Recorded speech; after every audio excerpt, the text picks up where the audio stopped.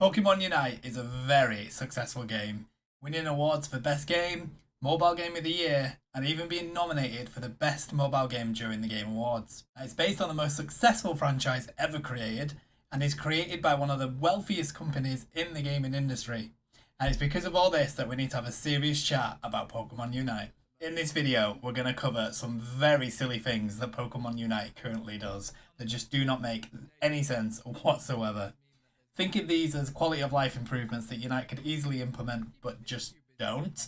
Now, quick disclaimer, I absolutely love the game Pokemon Unite. I play it more than any other game. I love the game so much, I love playing it, I stream it frequently. It's the main thing that I play, so I love this game.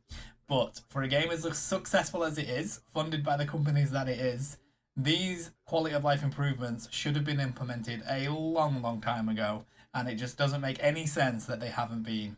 So without further ado, let's get straight into this one. Alrighty, silly thing 1, custom lobbies. Why, oh why, does this problem exist? I would really like to know the answer. So here, as you can see, if you have a player on the bottom side of the screen on the custom lobby, you can't move from custom games into any other game mode. But why? Even if you have bots on your team, you can't move over. But like, what? It just doesn't make any sense to me whatsoever. Like, can anybody please explain the logic behind this? I am so eager to find out. Silly thing number 2, emblem selection in the Pokemon screen. Alrighty, so as I'm sure you're all aware, Unite has this awesome menu where you can look at your Pokemon and create builds, select held items, and even see suggested builds without having the stress of having a timer. But why can't we select the Pokemon emblems that we want on the Pokemon here? The game doesn't have a pick or ban in place at the moment, so it's not like we're going to change it in lobby depending on who we're against. And just let peeps put their emblems on this menu. Like, they have no stress of a timer. Let them pick what Pokemon emblems they want on each Pokemon that they usually play. All you gotta do is add the option we use in the lobby at the Pokemon menu. Like, is it really that difficult? Somebody please explain this one to me. It's such a simple addition they can add to the game. Silly OB number 3, tournament mode. Okay, so this one, I kind of understand, it makes sense, but my issue is more to do with consistency rather than anything else. So when you're in tournament mode and you change a held item on your Pokemon, it doesn't change that item on any other game mode, and it only changes it for that one game in tournament mode. So recently I took off my attack weight from my Leafeon because I was playing a tournament, and ain't nobody got time to stack in a coordinated 5-stack tournament. I whacked on the float stone, and I felt like my Leafeon was just as good as, if not better, with that new set that I was using.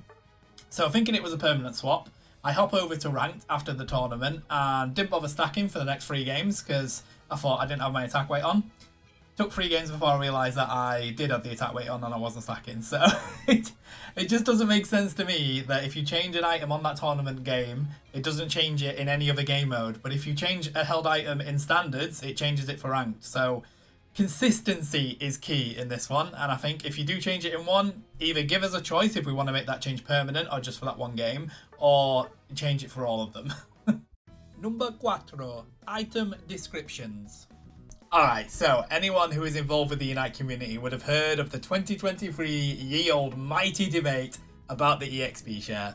The simple fact is, the majority of players don't understand how this item works, and the description the game gives is pretty poor to help new or even non-pro players understand how it works. MOBAs have confusing items in them. This isn't new, but it's not difficult to make a description that makes sense. Heck, Smite and League of Legends have some of the most confusing items, but the games do a good job of using as much space as is needed, or even different font colours to explain how to use the item or what it does. Also, just to justify myself on this point, if I'm an attacker and a speedster player who never uses the XP share, but my understanding is, if you are at the lowest level on the team, you get gradual XP given to you, and any farm secured when somebody else is near to you, your ally gets 100% of the XP, and you get 30%. But it doesn't matter who secures it. If that's wrong, then please let me know in the comments. Like, lol. Number 5, bot advantage. Alright trainers, I'm gonna be honest, this one isn't really a quality of life improvement to say, but I just find it so freaking silly, and I do not understand why it's a thing. So, when you have bots playing Zacian, they don't have to have the rusted sword as a held item. They get to choose all 3 items and it doesn't affect the play for them at all. Like, why is this a thing? Why are we limited to using the rusted sword, but the bots aren't? Like, TIMI actively thought we need to give bots an advantage, whap another held item on for them. I just don't get it. Number 6, lag issues. Alright, we've all experienced it, and we've all wanted to throw our Switches or phones out of the window because of it. Both companies who handle this game are loaded beyond any pirate stream. So why is this game so freaking laggy and buggy? I understand it's been played on effectively a potato by gaming hardware standards on the Switch, but is it really that tough to optimize this game? You have as much money as you want to throw at this game, but no. If someone clicks A with a second left on that timer, you have to wait 86 years to be able to pick your mon and move on to different selections on the mon screen. And don't even get me started on the bugs where you can't even see what teammates are selecting. It's completely unacceptable. And finally, number 7, in-game currency. Boy oh boy, if I exchange all the in-game currency I have into real life money, I'd be rich. Like seriously, I have over 120k AOS tickets and I have absolutely nothing worthwhile using them on. My character's decked out in Gucci and I have a 1.4k fashion tickets. Like, Master TIMI, what are we going to do? Give us a reason to use these in-game currencies, I beg of you. Let us buy holoware or accessories for our mons with them just as a start. Like, please, give us a reason. Ooh, bonus. Vault Tackle. Alright, you got me. This bonus one isn't really a QOL improvement or anything like that, but I would be doing myself an injustice if I just didn't mention it. So, it's an unpopular opinion, but I've always stood by it. I did a video on YouTube about a year ago, and I feel like Pikachu's Vault Tackle needs to have the ability to disengage in any direction it wants.